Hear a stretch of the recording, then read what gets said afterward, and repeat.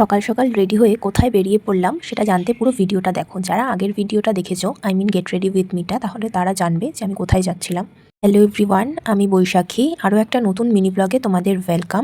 দমদম স্টেশনে পৌঁছেই within 15 minutes আমরা ট্রেন পেয়ে যাই। তারপরে এই সুন্দর সাইট সিনটা এনজয় করতে করতে আমরা পৌঁছে গেলাম হাবড়া স্টেশন। সকালে যেহেতু ব্রেকফাস্ট করে বেরোইনি, তাই স্টেশন থেকেই কিছু খাবার কিনে নিলাম। তো এটাই আমি অটোতে বসে খেতে খেতে মাসির বাড়ি পৌঁছে গেলাম।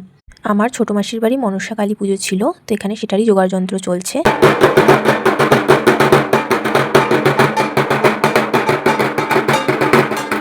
মনসা পুজো শেষ হলে লাঞ্চ সেরে নিলাম। লাঞ্চে ছিল পনির, উচ্ছে ভাজা আর ভাত। বিকেলের দিকে আমরা একটু বেরিয়ে পড়লাম চারিপাশের নেচারটা এনজয় করার জন্য। খুবই ভালো লাগছিল দেখতে চারিদিকটা।